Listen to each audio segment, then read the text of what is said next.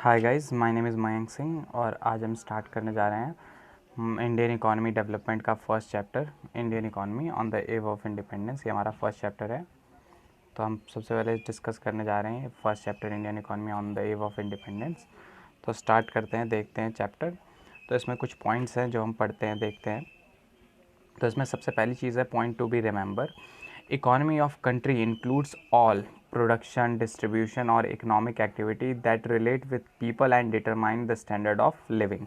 जो एक देश की इकॉनमी होती है उसमें क्या क्या चीज़ें इंक्लूड होती हैं, उसमें हमारा प्रोडक्शन इंक्लूड होता है, उसमें हमारा डिस्ट्रीब्यूशन इंक्लूड होता है और कई सारी इकोनॉमिक एक्टिविटीज़। इकोनॉमिक एक्टिविटीज़ वो होती हैं जिनमें कोई एक इकोनॉमिक रिलेशन होता है। फॉर एग्ज़ाम्पल, हम किसी को अगर कोई सामान पहुंचा रहे हैं, कोई सामान दे रहे हैं, तो उस सामान के बदले में हमें कुछ पैसा मिलता है या कोई चीज़ रिटर्न में मिलती है, वो चीज़ हमारी इकोनॉमिक एक्टिविटी कहलाती है। तो जो इकॉनमी ऑफ एक कंट्री वो क्या क्या इंक्लूड करती है, पहला प्रोडक्शन इंक्लूड करती है, दूसरा डिस्ट्रीब्यूशन, और थर्ड है कई सारी economic activities with people and determine the standard of living. और उनकी स्टैंडर्ड ऑफ लिविंग कितनी अच्छी है या कितनी ख़राब है, ये सारी चीज़ों को डिटरमाइन करने के लिए इसका यूज़ करा जाता है। अब यहाँ पे देखते हैं, on the eve of independence on the eve of independence Indian economy was in very bad shape due to presence of British colonial rule. जो ब्रिटिश कॉलोनियल रूल था उसकी वजह से जो हमारी इंडियन इकॉनमी है वो एकदम, उसकी हालत बहुत ख़राब थी, बहुत खस्ता हालत थी, बहुत बेकार उसकी हालत चल रही थी। The sole purpose of the British colonial rule in India was to reduce the country to being a feeder economy of Great Britain's its own rapid expanding modern industry base। क्या हुआ, जो हमारी जो कंट्री थी वो बहुत slow grow कर रही थी, हमारी जो इकॉनमी थी बहुत स्लो ग्रो कर रही थी। अब इसका जो मेन कारण ये था कि जो ब्रिटिश इकॉनमी थी, ब्रिटिश के लोग थे, जो ब्रिटिश लोग थे वो क्या करते थे, इंडिया को एज अ फीडर यूज़ करते थे, इंडिया को एज अ प्राइमरी जो रॉ मटेरियल के बेस के लिए यूज़ करते थे और यहाँ से सारी चीज़ों को उठा के अपनी कंट्री में लेके जाते थे और वहाँ पे वो क्या करते थे, उनसे फिनिश गुड्स बना के उसको दोबारा इंडिया में बेचते थे। तो अपने यहाँ पे उन्होंने इंडस्ट्री डेवलप करी थी और इंडिया में क्या करते थे, वो इंडिया से रॉ मटेरियल्स लेके जाते थे। Thus in 1947 when British transferred power back to India, जब 1947 में ब्रिटिश लोगों ने इंडिया को क्या करी, पावर ट्रांसफ़र कर दी, तो क्या हुआ देखते हैं। We inheritated a crippled economy. जो हमारी इकॉनमी थी वो एकदम क्रीप्ड इकॉनमी थी, बहुत, उसमें कोई ग्रोथ नहीं थी, कोई भी ग्रोथ नहीं। एक वर्ड आता है स्टैग्नेंट इकॉनमी, इसका मतलब क्या होता है कि जो हमारी इकॉनमी है वो ग्रो नहीं कर रही। तो देखते हैं अब आगे, ये तो बेसिक सा स्ट्रक्चर था कि भाई क्या हमारी इंडियन इकॉनमी की हालत थी। अब आगे देखते हैं, condition in the Indian economy on the eve of independence. जो हमारे इंडिपेंडेंस के टाइम पे डिफरेंट सेक्टर्स थे हमारे, primary sector, secondary sector, tertiary sector, तीनों सेक्टर्स में उनके क्या क्या हालत चल रही थी। तो सबसे पहले एग्रीकल्चर सेक्टर को देखते हैं। तो एग्रीकल्चर सेक्टर में क्या था, low level of agriculture productivity. जो प्रोडक्टिविटी थी एग्रीकल्चर सेक्टर की वो बहुत ही लो थी, बहुत ही लो। वहाँ पे ज़्यादा प्रोडक्शन नहीं हो रही थी, ये सारी चीज़ें चल रही थी। प्रोडक्शन हो तो रही थी ज़्यादातर एरियाज़ में, लेकिन उनकी प्रोडक्टिविटी कम थी क्योंकि हम नई टेक्नोलॉजीज़ नहीं यूज़ करते थे। ज़्यादा पावर वाले जो बढ़िया सीड्स होते हैं वो नहीं यूज़ कर रहे थे, HIV सीड्स, और क्या कहते हैं, फर्टिलाइजर्स हम नहीं यूज़ करते थे। तो ये सारी चीज़ें थी जिसकी वजह से हमारी प्रोडक्टिविटी क्या थी, बहुत कम थी। नेक्स्ट है हाई डिपेंडेंस ऑन मानसून। ज़्यादातर हम मानसून पे डिपेंडेंट थे, इरिगेशन फैसिलिटीज़ हमारे यहाँ पे होती नहीं थी, इस वजह से हम ज़्यादातर मानसून पे डिपेंडेंट थे। नेक्स्ट है लैक ऑफ प्रॉपर इनपुट। जो हमारे पास टेक्नोलॉजी थी वो हमारी पिछली हुई थी, हम अच्छी क्वालिटी के सीड्स नहीं यूज़ करते थे, इरीगेशन फैसिलिटीज़ हमारे पास नहीं थी। तो जो इनपुट्स होते हैं एग्रीकल्चर के, वो उन सबका लैक था हमारे पास। नेक्स्ट है, आगे देखते हैं। अब इंडस्ट्रियल सेक्टर की देखते हैं, इंडस्ट्रियल सेक्टर की भाई हालत क्या थी। अभी तो हमने एग्रीकल्चर सेक्टर की हालत देखी कि क्या थी, अब इंडस्ट्रियल सेक्टर की हालत देखते हैं। तो इसमें क्या था, डिस्क्रिमिनेशन टैरिफ पॉलिसी।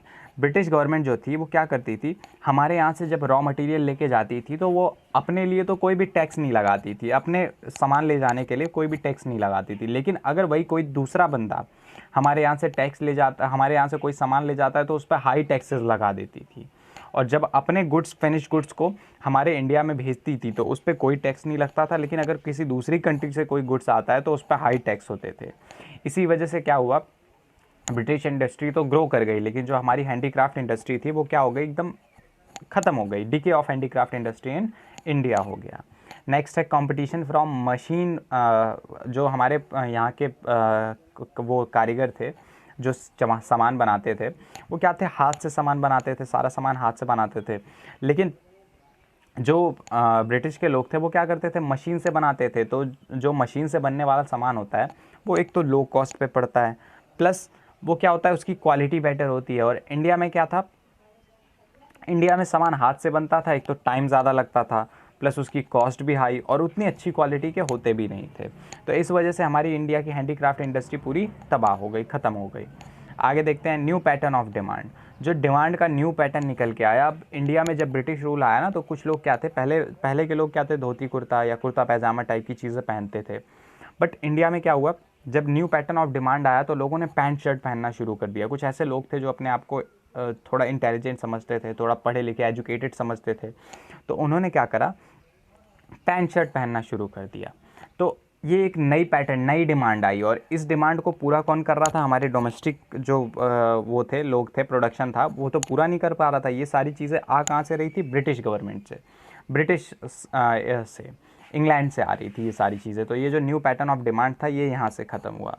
नेक्स्ट था मोर मार्केट फॉर ब्रिटिश गुड्स। अब जब ब्रिटिश लोगों ने क्या करा, ट्रांसपोर्ट फैसिलिटीज़ को इंक्रीज़ करा, उन्होंने क्या करा, क्या कहते हैं, रेलवे का विस्तार करा उन्होंने, और रोड बनाई, पोस्टल सर्विसेज बनाई, और ये सारी चीज़ें जब इन्होंने स्टार्ट करी तो इससे क्या हुआ, हमारे में जो डोमेस्टिक प्रोडक्शन, जो छोटे छोटे कारीगर थे, वो क्या करते थे, जब चीज़ों को बनाते थे तो वो एक छोटी सी मार्केट पे, एक लिमिटेड एरिया में ही बेच पाते थे। लेकिन जो ब्रिटिश लोग थे वो क्या करते थे, अब अपने गुड्स को पूरे ऑल ओवर इंडिया में डिस्ट्रीब्यूट कर सकते थे, और जहाँ पे चाहे वहाँ पे बेच सकते थे।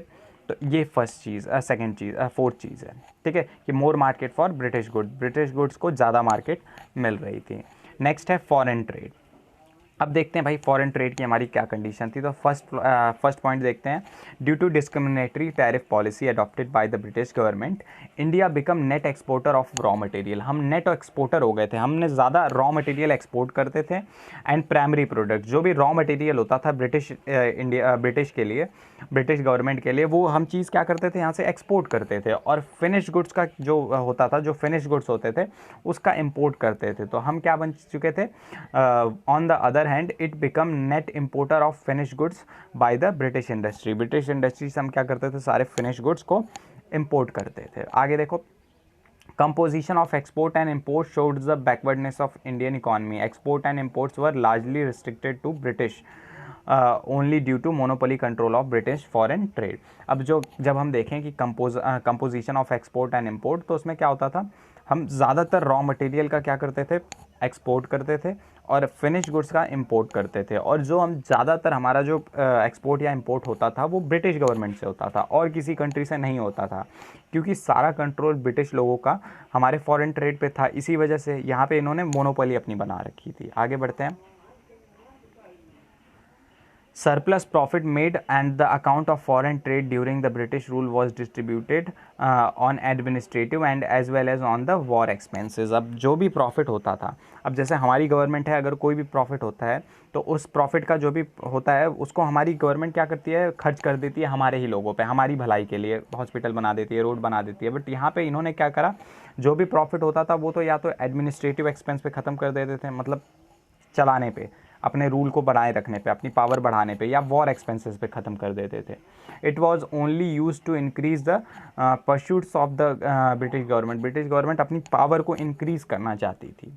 आगे देखते हैं, अब नेक्स्ट है डेमोग्राफिक कंडीशन। उस टाइम पे जो ब्रिटिश गवर्नमेंट थी, जब इंडियन इकॉनमी ऑन द आज़ादी के समय पे हमारी डेमोग्राफिक कंडीशन क्या थी, रहन सहन की जो कंडीशन थी वो कैसी थी। तो देखते हैं, high birth rate and high death rate implied the low survival rate which was nearly 8 पर 1000 पर एनम।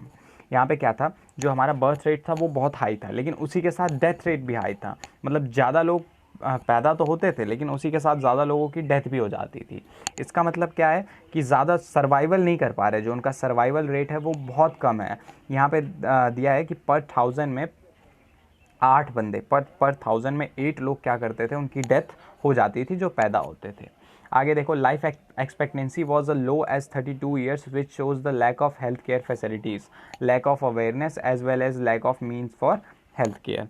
हमारी जो लाइफ एक्सपेक्टेंसी रेट थी, मतलब एक बंदा ज़्यादा से ज़्यादा 32 ईयर्स तक ज़िंदा रहता था उस टाइम, आज़ादी के टाइम पे, जो कि अभी बढ़ के 67 हो गई है, अच्छी बात है। ये क्या हमें शो करता था कि भाई हमारे पास हेल्थ केयर फैसिलिटीज़ नहीं है, हमारी जो हेल्थ केयर फैसिलिटीज़ हैं वो ख़त्म हो रखी हैं, और हम ज़्यादा अवेयर भी नहीं थे। पहले हम सैनिटेशन के लिए इतना अवेयर नहीं थे, सफाई इतनी नहीं रखते थे, गंदगी रहती थी, लेकिन धीरे धीरे हमने इम्प्रूव करा। तो अभी हम आज़ादी के बारे में पढ़ रहे हैं कि इंडिपेंडेंस के टाइम पे हमारी क्या हालत थी। नेक्स्ट पॉइंट है, literacy rate was as low as 16%। जो हमारा लिटरेसी रेट था, मतलब 100 में से 16 लोग ही पढ़े लिखे होते थे। और जो लिटरेसी रेट था वो क्या था भाई, जो स्टैंडर्ड था लिटरेसी फिक्स करने का कि कौन पढ़ा लिखा है कौन नहीं, जो अपना नाम और अपना नाम लिख सकता है और अपना नाम पढ़ सकता है, वही क्या है, लिटरल है, वो पढ़ा लिखा है, लिटरेट है। तो यहाँ पे इसका जो रेट था वो 16% था, विच reflects the social and economic backwardness of the country. जो दिखाता था कि भाई हम लोग पढ़ने वढ़ने नहीं जाते और इकोनॉमिक एकदम बैकवर्ड हैं, पीछे हैं, पिछड़े हुए हैं। नेक्स्ट देखते हैं ऑक्यूपेशनल स्ट्रक्चर, कि भाई ऑक्यूपेशनल स्ट्रक्चर क्या है, मतलब काम कहाँ पे काम कर रहे हैं लोग, जो खेती कर रहे हैं या कहाँ पे कितने % लोग लगे हुए हैं। तो जो 72% था, agriculture was the principal source of occupation. ज़्यादातर लोगों को जो ऑक्यूपेशन प्रोवाइड कराता था, एम्प्लॉयमेंट प्रोवाइड कराता था, वो हमारा एग्रीकल्चर प्रोवाइड कराता था। यहाँ पे 72.7% of the working population was engaged in agriculture. जितने भी लोग काम करते थे उसमें से 72%, एक बहुत बड़ा मार्जिन होता है, 72% लोग क्या कर रहे थे, एग्रीकल्चर में लगे हुए थे। Only 10.1% of the working population was engaged in manufacturing sector. Manufacturing sector में सिर्फ 10.1% लोग ही लगे हुए थे, which shows the backwardness of country, backwardness of Indian industry at the time of independence. ये बताता है कि भाई हमारे यहाँ पे इंडस्ट्री नहीं थी, हमारी इंडस्ट्री बहुत पिछड़ी हुई थी। सिर्फ 10.1% लोग, अगर प्रोडक्शन ज़्यादा होगी तो ऑब्वियसली हमारी जीडीपी ग्रो करेगी। जीडीपी क्या होता है, ग्रॉस डोमेस्टिक प्रोडक्ट। जितनी ज़्यादा हमारी प्रोडक्शन होगी उतनी ज़्यादा जीडीपी होगी, बट यहाँ पे लगे ही कम लोग हैं काम करने में, तो कहाँ जीडीपी हमारी ग्रो करेगी।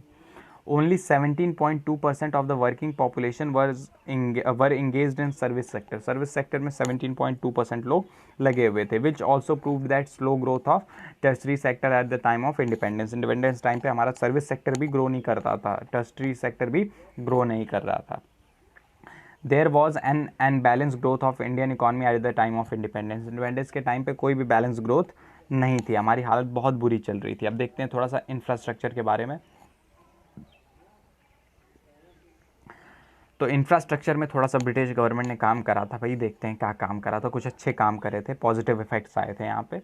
There was some infrastructural development during the British rule in the area of transport and communication. इन्होंने क्या करा था, ट्रांसपोर्ट हमारा बढ़िया कर दिया था। पहली बात तो रेलवे इन्होंने इंट्रोड्यूस करी थी, रोड बना दी थी अच्छी, पोस्टल सर्विसेज इन्होंने बढ़िया करी थी, एडमिनिस्ट्रेशन सर्विस इन्होंने इम्प्रूव करी थी हमारी। ये सारी चीज़ें इन्होंने क्या करी थी, इंक्रीज़ करी थी। आगे देखते हैं, introduction of railway was a major breakthrough followed by the development of some ports and construction of some roads. जो रेलवे का इंट्रोडक्शन हुआ था उससे क्या हुआ, आगे चल के हमने कई सारी पोर्ट्स डेवलप करे अपने और रोडों की कंस्ट्रक्शन स्टार्ट करी। But the main motive of the British government was to foster the interest of British government, ठीक है, rather than to accelerate the growth of Indian economy. इनका जो मेन मोटिव था वो इंडियन इकॉनमी को grow नहीं करना था, इनका जो मेन मोटिव था वो ब्रिटिश गवर्नमेंट को फ़ायदा पहुंचाना था। There was transmission from barter system of exchange to monetary system of exchange which facilitate division of labour and large scale production. क्या हुआ, पहले हमारे इंडिया में बार्टर सिस्टम चलता था, इससे पहले हमने देख रखा है मनी एंड बैंकिंग में बार्टर सिस्टम चलता था हमारे इंडिया में। लेकिन हमने क्या करा यहाँ पे, जो हमने नहीं मतलब ब्रिटिश गवर्नमेंट ने, ब्रिटिश रूल ने, उन्होंने कि ब्रिटिश कॉलोनियल रूल ने, ब्रिटिश लोगों ने, अंग्रेज़ों ने क्या करा, एक मॉनेटरी एक्सचेंज सिस्टम इंट्रोड्यूस करा था। जिससे क्या हुआ, हमारी जो ज़्यादातर लोग जो लेबर फोर्सेस थे वो काम करने लग गए प्रोडक्शन एक्टिविटी में और हमारा प्रोडक्शन इंक्रीज़ हो गया। तो ये था हमारा चैप्टर, पहला chapter, Indian economy on the eve of independence. और अगर आपको चैप्टर समझ में आया हो तो भाई लाइक कर सकते हो, अगर कोई डाउट है तो नीचे कमेंट कर सकते हो। एंड क्या कहते हैं, लिंक डिस्क्रिप्शन में मैं डाल दूँगा, आप वहाँ से डाउनलोड कर सकते हो। ये नोट्स पड़े हुए हैं, ये नोट्स आप डाउनलोड कर सकते हो। एंड नेक्स्ट वीडियो देखते हैं, अपलोड कर दूँगा मैं। And thanks for watching, bye bye.